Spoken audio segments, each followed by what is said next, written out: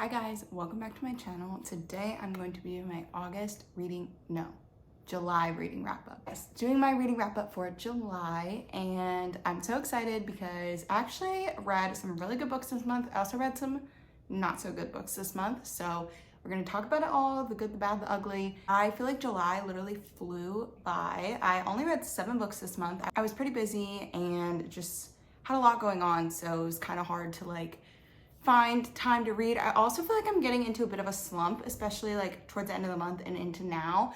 I don't know why. It just feels like books aren't exciting me right now for some reason. I just feel like I want to spend my time on TikTok and stuff, which is not good. I need to stop that habit because then I look at my screen time and I'm like, I could have spent that time reading. What am I doing? Hopefully we can turn things around in August. We'll be back on track. But yeah, I'm going to talk about all of my books that I read for this month. I also picked out my TBR for August, so that was my last video. If you didn't see it, make sure to go check that one out. And yeah, let's just jump right into it. The first book I read this month was the Kiss Quotient by Helen Huang, and this was a big miss for me, unfortunately. I only rated this book 1.5 stars, and honestly, it was barely even worth the 1.5. I remember hearing so much about this book a couple years ago, when I first kind of got into book talk and all of that, and everyone talked about it and loved it, and I was so excited, and it had been on my TBR for a while, and then I was at a bookstore, a secondhand bookstore, and saw it, and I was like, let me pick it up. This is about Stella. She works in math and economics and something like that, and she just is not very good at relationships, not good at sex. She just has a hard time with all of that. So she decides to hire a male escort to help her get better, partially because her parents are putting a lot of pressure on her to find a partner and have kids and all that kind of stuff, but also because there's this guy at work that was kind of making fun of her for being obsessed with her job and never doing anything outside of her job. So she hires Michael and he kind of helps her out, but he's also struggling with some stuff. But I don't know, I just didn't like it. The fact that she was paying him, but then obviously sparks start to fly between them, and then there's kind of this weird blurred lines, and it felt like things just moved so fast, and it was just but one of them is paying for the relationship. It was weird. I don't know. I just think the trope wasn't for me. I really pushed myself to get through this one, but yeah, I wasn't a fan, unfortunately. Next up, I read Mile High by Liz Tom Ford, and I gave this one 4 stars. I loved it so much. After reading Icebreaker, I think it was back in May I read it maybe, I was I need more hockey romances, or just sports romances in general. I became obsessed, and I was I need all the sports romances. And I'd heard good things about this series. It's set in Chicago. So since I live in Chicago, I was I need to read it, and it was so freaking good. I read it on the Kindle app, and it is on Kindle Unlimited. If you have it, you should definitely read it. And it was just amazing. So basically it's about Stevie, and she's a flight attendant for the Chicago hockey team, and she meets Xanders, and he's just really cocky. He's known in the media as this player, he always has different girls he's taking home after games. He's just kind of supposed to be an asshole, but Stevie sees right through it, and she kind of their relationship is so good. She just always gives him his shit right back. She is so iconic. I'm obsessed with her. The book is so good. Their relationship is so cute. I will say the only reason I gave it 4 stars was because it did feel a little drug out in some points. There were some parts where I was okay, come on, let's move on to the next plot point, it felt like it lingered on certain parts for a little too long. But other than that, I loved it. I'm so excited for more of this series. I'll talk about it in a little bit, but I did read the 2nd book of the series this month, and the 3rd book in the series comes out in October, I'm pretty sure. So excited for that one. Next book I read is Funny You Should Ask by Elisa, I'm not sure how you say it, Sussman. And I gave this book 3.5 stars. It was good, but it wasn't my absolute favorite. First of all, I just didn't love the writing style. I don't know what it was. There was just something about it that just wasn't my favorite. This is about Honey, I think is her name. It's I think it's a Jewish name, so I think it's Honey, but I know I'm butchering it, so I'm just gonna breeze right past that. She wrote an article 10 years ago following this famous actor, as he was just cast to be Bond, and everyone was kind of skeptical about him being the next James Bond. Those weren't really the types of roles that he had done previously.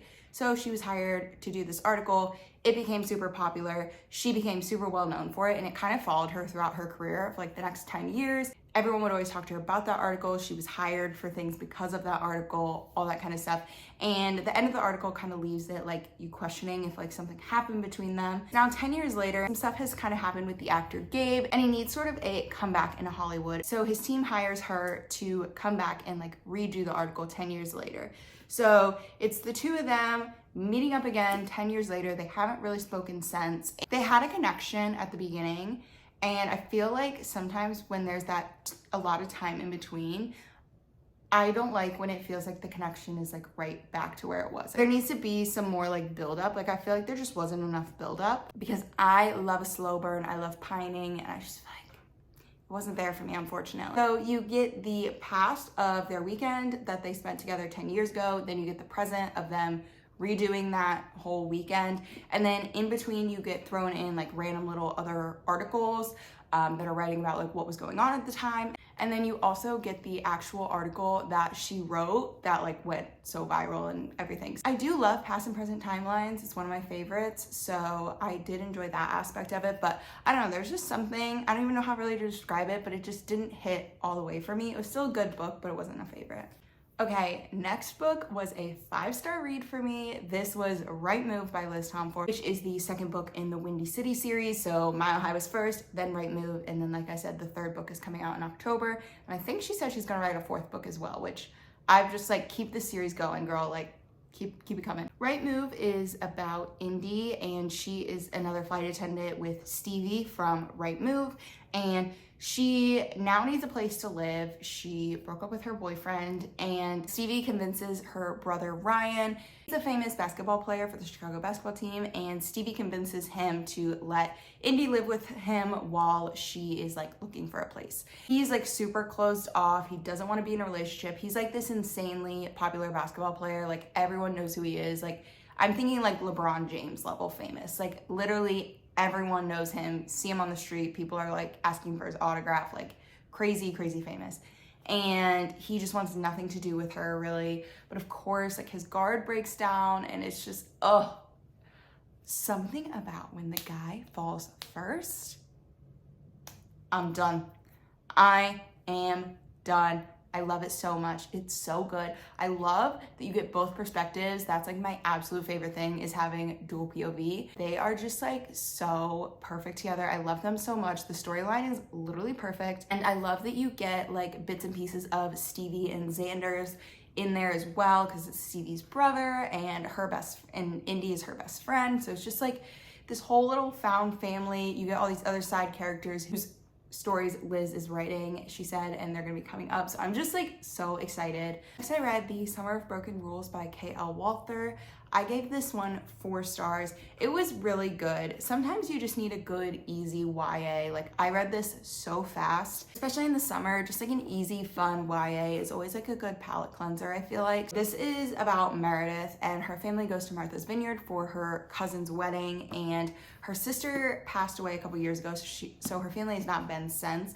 And Meredith is obviously still grieving the loss of her sister, but in her sister's honor, they all continue to play the game that they would play every year when they would come stay at her grandparents' like big, they basically live on like a huge plot of land with like a bunch of houses on this like lake and everything. It just, literally the setting sounds so perfect. But they decide that they're going to play the game of assassin. So everyone there for the wedding is involved, and Meredith meets Whit, and he is the stepbrother of the groom, and the two of them kind of decide to form this alliance, and it's just a really cute, easy concept. There is a lot of talk of like the strategy of them playing assassin and all that, but then you get like other little storylines thrown in, and it's just really cute. It's easy, it's fun. Like I just had a really good time reading this. If you're looking for just a fun, easy YA, I would definitely recommend this one.